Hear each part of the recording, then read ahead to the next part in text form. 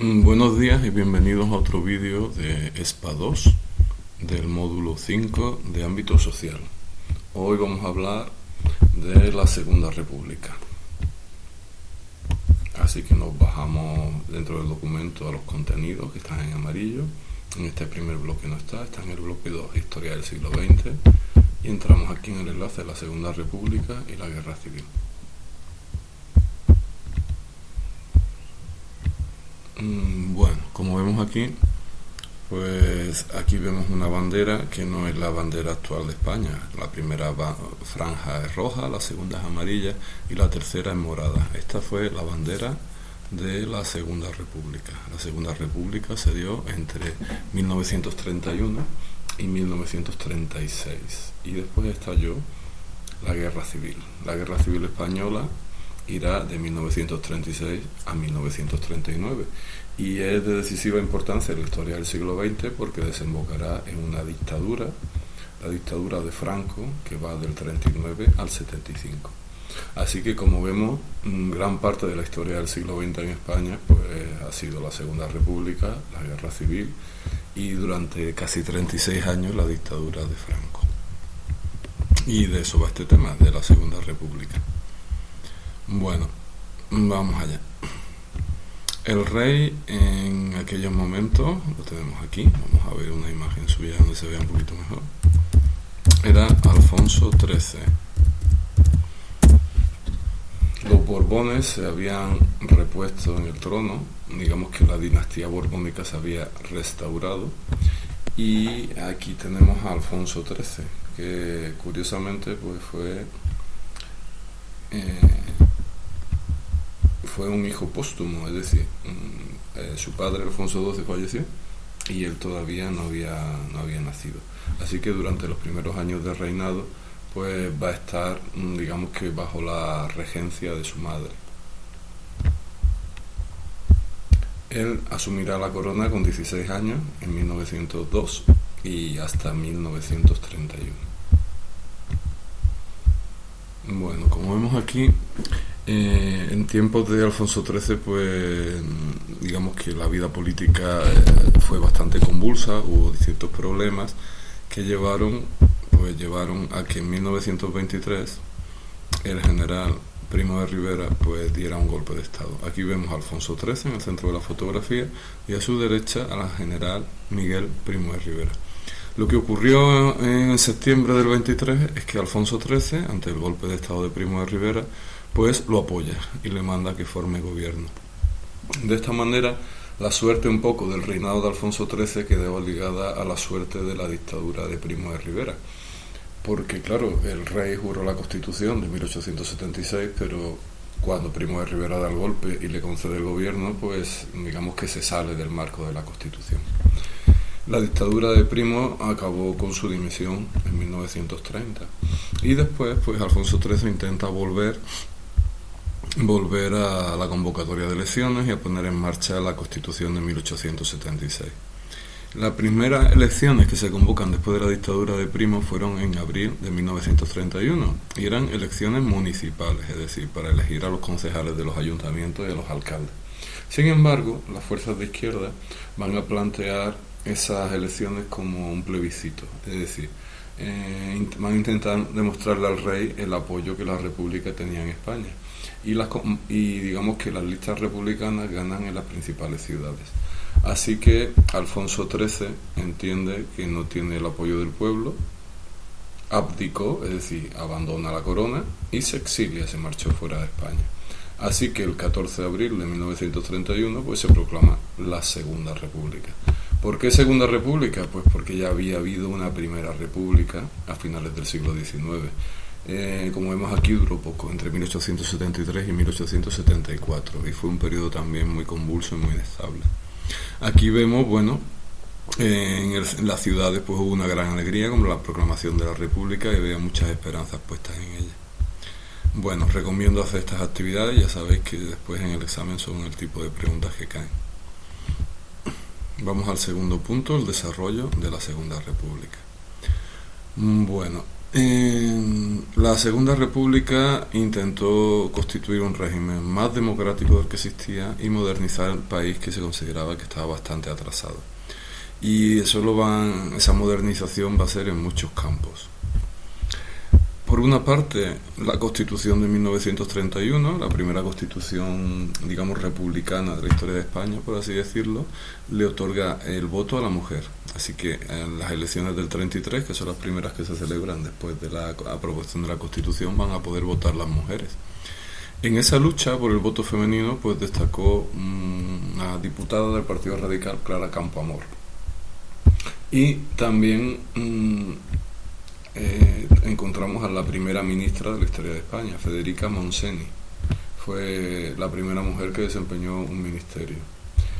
¿Qué más cosas hace la Segunda República? Bueno, la Segunda República va a reconocer una cierta autonomía a las regiones. Digamos que es lo que hoy en día llamamos comunidades autónomas, ¿no? Las comunidades autónomas tienen ciertas libertades en legislar su propia, cómo debe funcionar su propia educación, su sanidad en muchos aspectos. Bueno, pues se intenta dar esa cierta autonomía a las regiones que lo soliciten. Cataluña la solicita y se aprueba su estatuto de autonomía, y el País Vasco también se queda en trámite de realizarlo. Otras regiones como Galicia o Andalucía pues muestran intención también de constituirse en ganar esa autonomía. Otra de las decisiones de la Segunda República pues fue la separación entre Iglesia y Estado. El Estado y la Iglesia habían firmado un acuerdo, el Concordato de 1851, por el cual la Iglesia asumía las desamortizaciones, es decir, las expropiaciones de bienes que habían hecho los gobiernos liberales, y a cambio, pues el Estado reconocía a la Iglesia Católica como la religión oficial y se comprometía a mantener a los sacerdotes, ¿no?, al clero. Bueno, ese acuerdo se ve truncado por la Constitución del 31, que decide que se separe la Iglesia y el Estado. Y también se le prohíbe a las órdenes religiosas dedicarse a la educación. Así que eso va a ser visto como un ataque por parte de la Iglesia Católica. También se mejoraron las condiciones laborales, el salario mínimo, la jornada de 8 horas. Se decide potenciar la enseñanza pública, duplicando el número de centros educativos de enseñanza primaria en España, y se decide también emprender la reforma agraria. En España había un problema porque había muchos campesinos sin tierra, se les suele llamar jornaleros, ¿no?, porque trabajaban por un jornal, pero muchos de estos jornaleros pues dependían en gran medida de los terratenientes. Iban a la plaza del pueblo, allí los encargados de los terratenientes decidían quién trabajaba, quién no trabajaba, y se daban situaciones de extrema pobreza y dependencia. Así que la Segunda República se plantea expropiar a los grandes propietarios, es decir, quitarle tierra a los grandes propietarios y repartirla entre los jornaleros para crear una red o un grupo de pequeños campesinos en España. Claro, eso va a crear un gran rechazo por parte de los grandes propietarios. Si nos fijamos, la Iglesia Católica pues va a rechazar al nuevo régimen. También hay que sumar que en las primeras semanas de la proclamación de la República en Madrid se quemaron algunas iglesias y conventos, ¿no? Y el gobierno republicano no actuó con contundencia contra estas personas que habían quemado iglesias y conventos. Así que la Iglesia Católica se va a separar de la República. Los grandes propietarios también se van a separar de la República.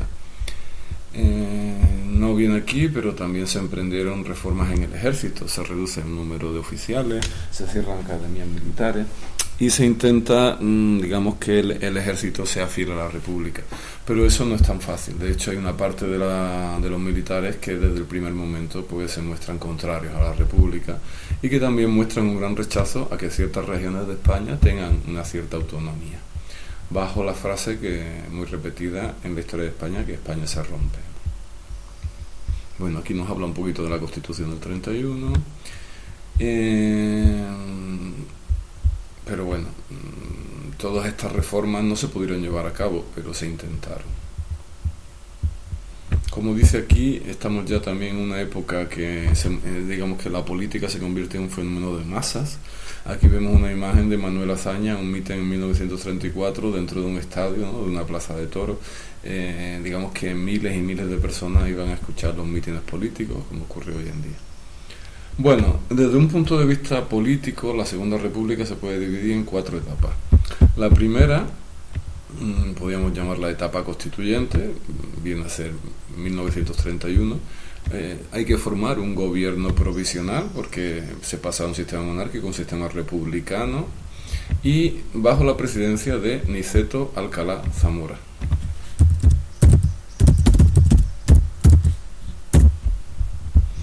Aquí tenemos a Niceto Alcalá Zamora, que fue presidente de la Segunda República durante bastantes años.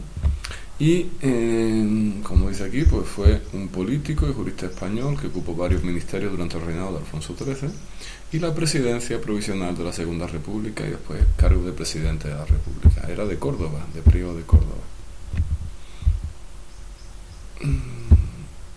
Por cierto, era un republicano, pero de derechas, era más bien conservador. Bueno, en las primeras elecciones que se convocan, pues ganan las fuerzas de izquierda y se elaboró una constitución, como dice aquí, muy progresista para la época, mientras se iniciaban todas estas reformas de las que hemos hablado antes y se generan los primeros conflictos. Como vemos aquí, las primeras elecciones pues las ganan también las fuerzas de izquierda, así que tenemos un bienio progresista, es decir, 2 años marcados por las reformas de izquierda, entre el 31 y el 33.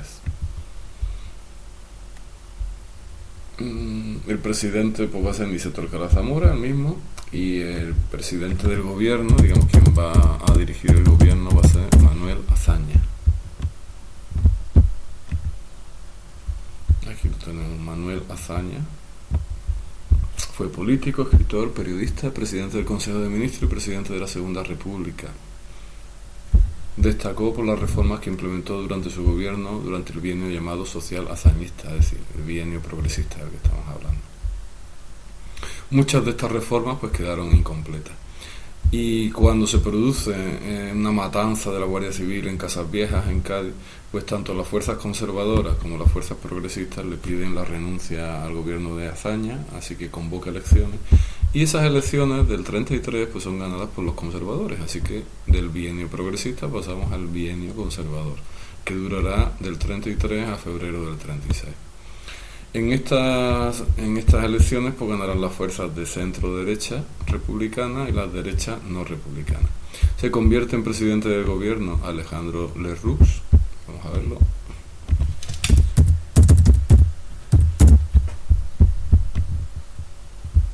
Aquí lo tenemos, Alejandro Lerroux,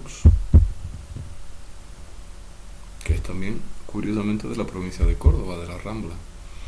Fue un político español de ideología republicana, ostentó la presidencia del Consejo de Ministros en varias ocasiones durante la Segunda República.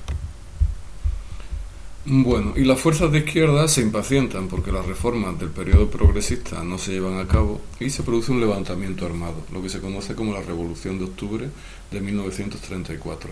Y va a ser en todo el país, pero el único de los sitios donde tiene un éxito real es en Asturias. Allí durará meses el levantamiento hasta que pues, deciden enviar al ejército para sofocar el levantamiento asturiano. En febrero del 36, bueno, hubo varios escándalos de corrupción y eso lleva a que el gobierno conservador pues convoque elecciones que se realizan en febrero del 36. Y aquí pues la ganó la coalición de izquierda, conocida como Frente Popular. Alcalá Zamora fue destituido como presidente de la República por Manuel Azaña, es decir, que Manuel Azaña pasa de presidente del gobierno a presidente de la República, que permanecerá en el cargo hasta el final de la Guerra Civil. Pero a los pocos meses, el 17 de julio de 1936, se produce un levantamiento militar contra la República. Primero es un intento de golpe de Estado, pero como no tiene éxito, pues se desarrolla pues una guerra civil que va a durar 3 años y que va a ser muy sangrienta. Bueno, pues hasta aquí ha llegado el vídeo sobre la Segunda República. Un saludo.